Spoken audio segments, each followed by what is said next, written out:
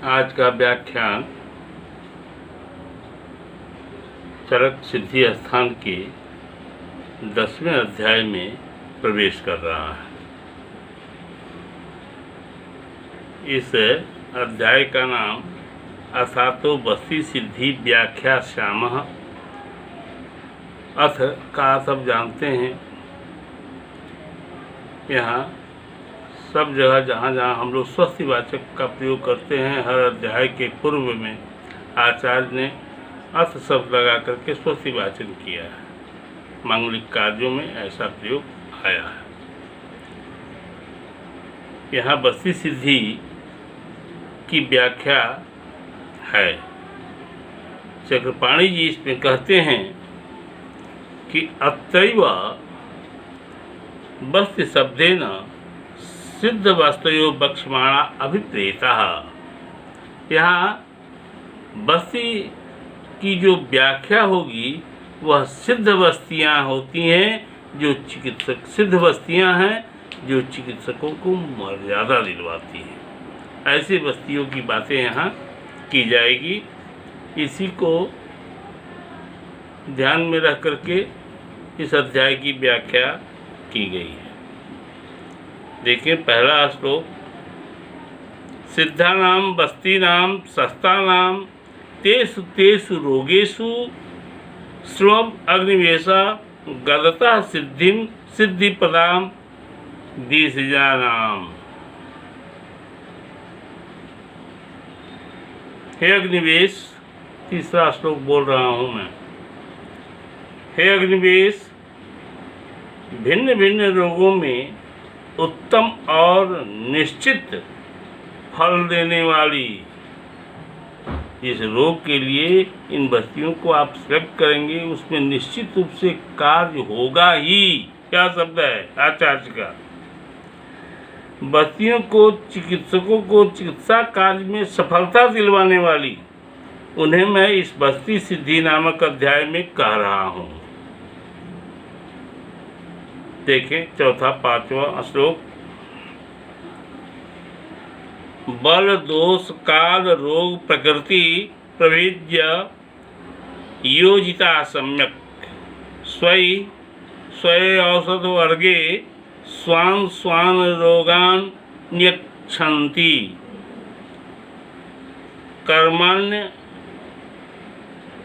अन्यद बस्ती समम न विद्यते शीघ्र सुख विशोधित्वात्।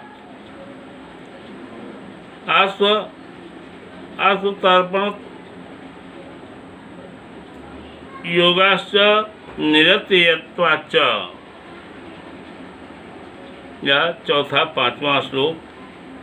इसमें आचार्य कह रहे हैं कि बस्ती कार्य की श्रेष्ठता क्यों मानी जाती है, क्यों बस्ती सभी चिकित्सा पद्धतियों में सबसे ऊपर है और क्यों इसकी श्रेष्ठता है, इसकी चर्चा आचार्य कर रहे हैं। बल दोष काल रोग और रोगी की प्रकृति का विचार कर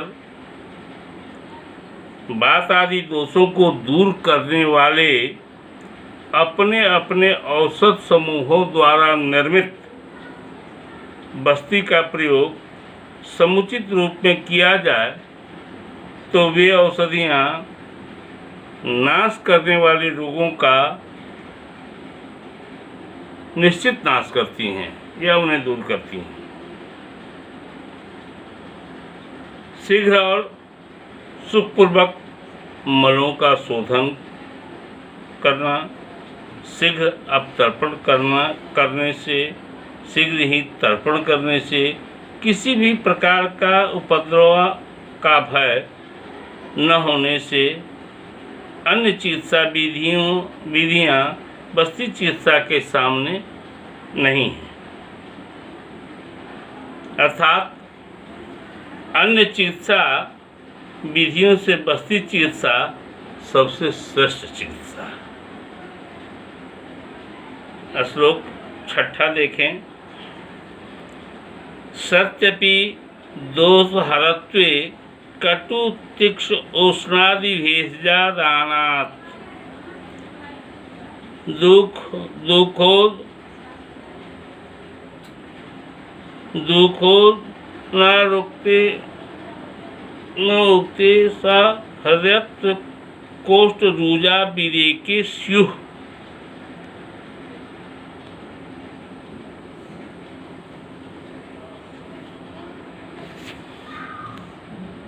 विरेचन और बस्ती की तुलना आचार्य के द्वारा की जा रही है।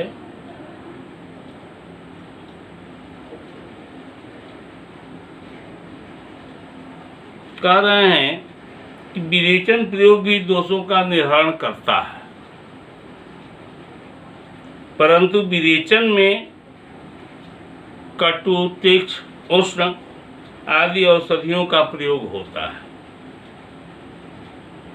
जिससे रोगी को औषध सेवन में दुख होता है। उद्गार शब्द दुखोद्गार शब्द में डकार आती है, जी मचलाता है। हृदय के लिए विरेचन हानिकारक है और उदर में पीड़ा होती है। यह सब बस्ती में नहीं होता है, अतः विरेचन से बस्ती श्रेष्ठ है। श्लोक 7वां देखें। अविरेच्यौ शिशुवृद्धौ ताव प्राप्त प्रहीन धातु बलौ अस्थापनम एवा तयो सर्वार्थकृत उत्तमं कर्म बलवर्ण हर्ष मार्दव गात्र स्नेहान्नाम ददात्यासु।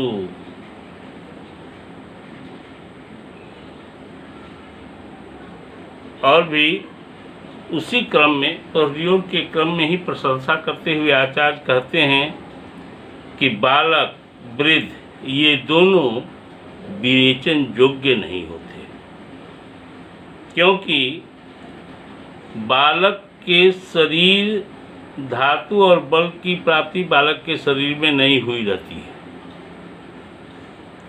वृद्ध के शरीर में धातु और बल की कमी हो जाती है, इसलिए इन दोनों के प्रत्येक कार्यों को करने वाली स्थापन बस्ती ही होती है। स्थापन बस्ती से ही कार्य होता है। साथ ही बल, वर्ण, हर्ष और शरीर में मृदुता तथा स्निग्धता, इन गुणों को बस्ती शीघ्र ही कर देती है। बल, वर्ण, हर्ष, मार्दव गात्र स्नेहान्नाम ददात्यासु, जल्दी ही दे देता है। आइए 8वां, 9वां और 10वां श्लोक देखें। अनुवासनम नीरश्चोक्त चोत्तर अनुवासनम नीरुहश्च उत्तर बस्ती च स त्रिविधा शाखा वातार्थानां संकुचित स्तंभ भग्न रुग्णानां बिट संग अगमान अरुचि परिकृतिका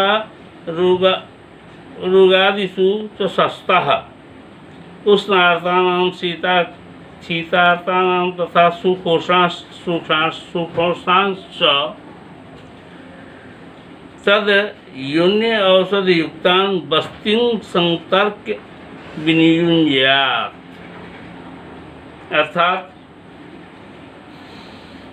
बस्ती के 3 भेद बता रहे हैं आचार्य। बस्ती अनुवासन, निरूह और उत्तर बस्ती भेद से 3 प्रकार की होती है। जो व्यक्ति शाखागत वायु से पीड़ित हो, अंगों में संकोच हो गया हो, अंगों में जड़ता हो, भग्न रोग अर्थात फ्रैक्चर से पीड़ित हो, तथा जो व्यक्ति मल के रुक जाने से पीड़ित हो एवं अगमान अरुचि परिकर्तिका रोग से पीड़ित हो तो उसमें बस्ती का प्रयोग उत्तम होता है। जो रोगी उष्णता से पीड़ित हो अर्थात पित्त विकार से पीड़ित हो तो उसमें शीतल बस्तियों का प्रयोग, और जो व्यक्ति शीत से पीड़ित हो उसमें समशीतोष्ण बस्तियों का प्रयोग करना चाहिए। उन भिन्न भिन्न रोगों में जिनमें बस्तियों का प्रयोग करना उचित हो उन रोगों को दूर करने वाली औषधियों से बस्तियों का निर्माण कर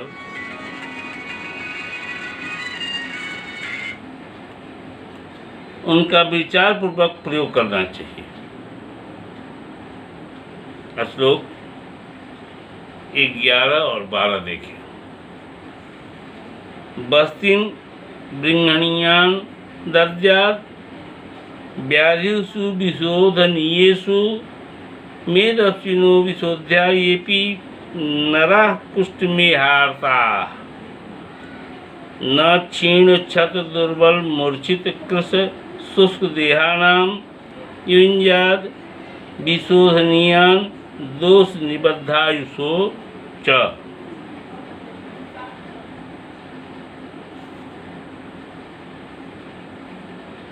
बृंहण बस्ती के अयोग्य व्यक्तियों की चर्चा हो रही है कि जिन व्यक्तियों को तथा जिन रोगों में शोधन करना आवश्यक हो उन रोगों में बृंहण बस्तियों का प्रयोग नहीं करना चाहिए, तथा जो मेदस्वी हो, मोटे ताजे, हृष्ट पुष्ट, मेद जिसमें बढ़ा हुआ हो और कुष्ठ एवं प्रमेह रोग से पीड़ित हों उसे भी बृंहण बस्ती नहीं देनी चाहिए।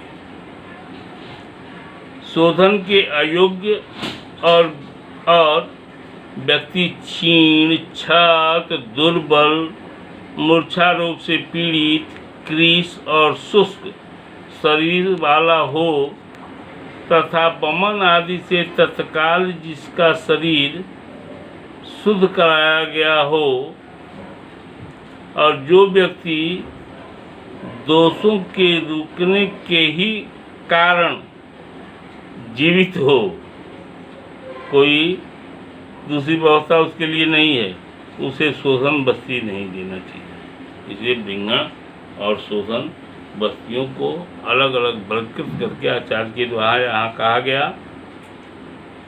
अब यहाँ 13 और 14 श्लोक देखें। इसमें बस्ती में प्रयुक्त प्रक्षेप द्रव्यों की चर्चा है। बाजीकरणे असित पित्तयोश्च मधु घृत पयोयुक्ता सस्ता सतैल मूत्र अर्णालवणाश्च कफवाते युञ्जाद द्रव्याणि बस्ति स्व अम्लं मूत्रपाया सुराम क्वाथान अवरोधात् धातूनां रसयोनित्वा च जलभूषणम्।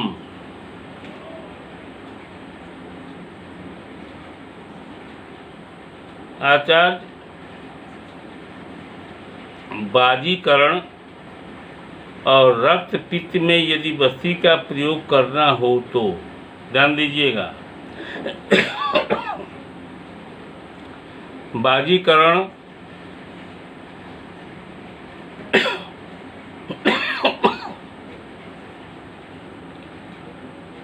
और रक्त पित्त में यदि बस्ती का प्रयोग करना हो तो सभी बस्तियों में मधु घृत और दूध मिलाकर बस्ती देना चाहिए।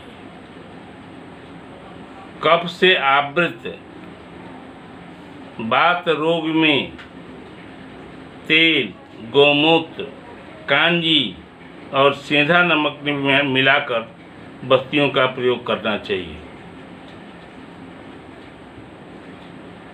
परंतु इन द्रव्यों में भी जो द्रव्य धातुओं के विरोधी न हो, अर्थात वातादि दोषों को बढ़ाने वाले न हो, ऐसे द्रव्यों को ही बस्ती में मिलाना चाहिए।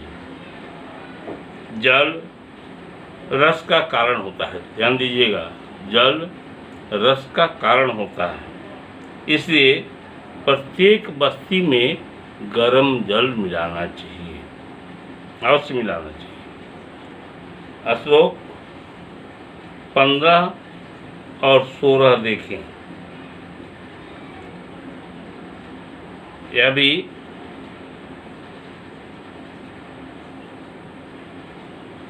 बस्ती में प्रक्षेप द्रव्यों की ही चर्चा है।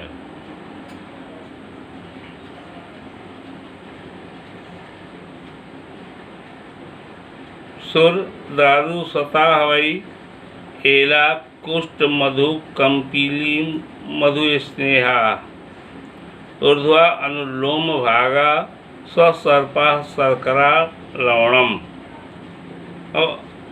औआपा बस्ती नामता प्रयोज्यानि ये सुयानि स्युः युक्तानि सह कषायिस्तानि उत्तरतः प्रवक्ष्यामि।